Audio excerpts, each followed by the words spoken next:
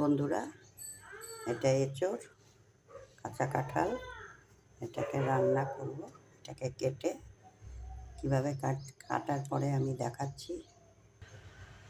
দেখুন, আমি এগুলোকে একটু জলের মধ্যে সর্ষের তেল আর একটু হলুদ দিয়ে নিয়েছি। নিয়ে এগুলোকে এরকম ডুমো ডুমো করে কেটেছি।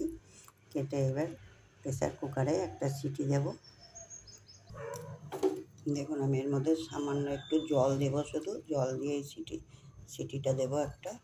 দেখুন বন্ধুরা, আমার এঁচোড়টা সেদ্ধ করে নিয়েছি। সেদ্ধ করে একদম নরম হয়ে গেছে। আজকে আমি করব এঁচোড়ের কিমা। মাটনের কিমা তো খেয়েছেন, চিকেনের কিমা খেয়েছেন।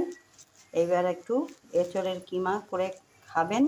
আমি যেভাবে করছি সেভাবে একটু করে খাবেন, দেখবেন চিকেন মাটন সব ফেল হয়ে যাবে। এগুলোকে আমি এখন এগুলো একটু চটকে নেব। এরকম করে দেখুন নরম হয়ে গেছে, তো একটু চটকালেই এগুলো কিমার মতন হয়ে যাবে। দেখুন, এগুলো চটকে নিয়েছি।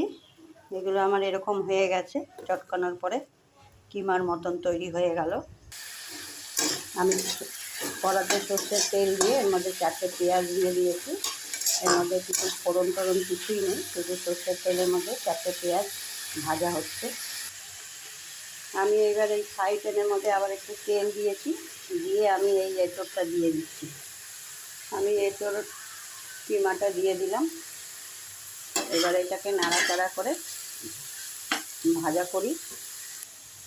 আমি এইখানে দেখুন বন্ধুরা, 1 চামচ ধনে, 1 চামচ জিরে, 2টো শুকনো লঙ্কা, 1/2 চামচ গোলমরিচ, 2টো তেজপাতা আর একটু গরম মশলা আছে, এলাচ, দারচিনি, লবঙ্গ সব আমি একসঙ্গে হালকা ভেজেছি, বেশি ভাজিনি, একদম হালকা সবে গন্ধটা ছাড়ছে, তো সেই সময় আমি গ্যাসটা অফ করে দিয়ে নামিয়ে দিয়েছি।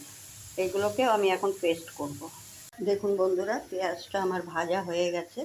এর মধ্যে আমি 2 চামচ আদা, 2 চামচ রসুন দিয়ে দিলাম বাটা। এঁচোড়টা আমার এখানে আস্তে আস্তে ভাজা হচ্ছে। এর মধ্যে কিছুই দেওয়া নেই, নুন, মিষ্টি, হলুদ কিছুই দেওয়া নেই।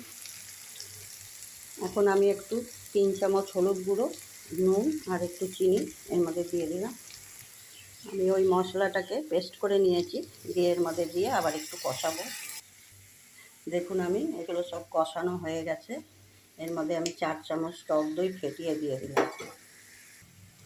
দইটা দেওয়ার পরে আমার কষানো হয়ে গেল। এর মধ্যে আমি আলু একটু ভেজে রেখেছিলাম, আলুটা দিয়ে দিলাম। কেন কি, যারা আপনারা যদি না চান আলু নাও দিতে পারেন, শুধু এমনিও করতে পারেন। আমি একটু আলু দিয়েছি। দেখুন বন্ধুরা, আমার সব দিয়ে কষানো হয়ে গেছে। এর মধ্যে এখন আমি এঁচোড়টা দিয়ে দেব। এঁচোড়টা দিয়ে তারপর আবার কষাবো। দেখুন, আমার এটা সব দিয়ে কষানো হয়ে গেছে। লাস্টে আমি একটু গরম মশলার গুঁড়ো ছড়িয়ে দিলাম। গরম মশলা আমার দেওয়া আছে গোটা, আর একটু কাঁচা লঙ্কা দিয়ে দিলাম। এবার এটা আমার কমপ্লিট হয়ে গেল। যদি এই রেসিপিটা পছন্দ হয়, লাইক সাবস্ক্রাইব করে দেবেন। এঁচোড় কিমা কমপ্লিট।